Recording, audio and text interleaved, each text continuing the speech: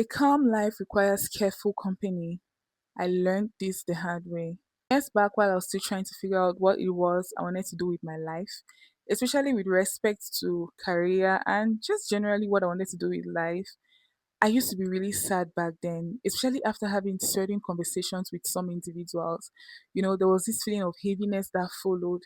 You can't really identify what it was, but you just know, you just feel overwhelmed, just feeling sad. Not like you had any arguments with these people or any fights, just a feeling of incompetence that followed after you spoke with certain people. Then I had to take stock and realize that sometimes feeling overwhelmed is not necessarily about like life situations or life's challenges. Sometimes it's the people that we allow to have front row seats in our lives who shouldn't. To introduce our topic for today, which is these type of people drain you without you noticing it. Races of people I would enumerate in this video, if you have them in your circle, especially in your inner circle, please keep them at arm length. If possible, cut them off because they drain you, they make you feel tired without you even noticing it. Because don't go and be saying that and they are going to change and you want to see the good in people. It's only the word of God that can make in each and every one of us what he talks about. So don't go and start saying that you want to change somebody. You cannot. You cannot change anybody. So if you notice these characters, kindly just let these people go, or just avoid them the most you can because you need your mental health in the right state. You need to be in the right state mentally to be able to achieve whatever goals you plan to achieve. First on my list is people who trivialize your milestones. Now, milestones are a sign of growth. And if you're finding yourself amongst people who, when you're sharing your milestones with them, you're like, is that what is making you happy? Or, they just make you feel very less of whatever achievements you're sharing with them. Please let them go. They don't deserve front row seats in your life.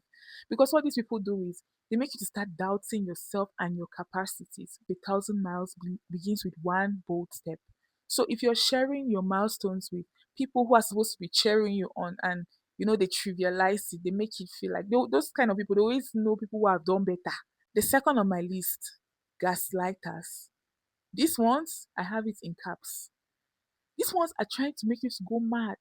They are trying to make you to run mad for you to sit down and,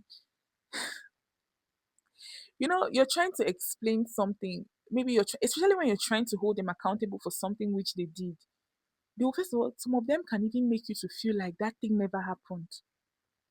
It's like it was in your imaginations. Meanwhile, you remember like clearly that such a thing happened or there was such a confrontation, whatever it was.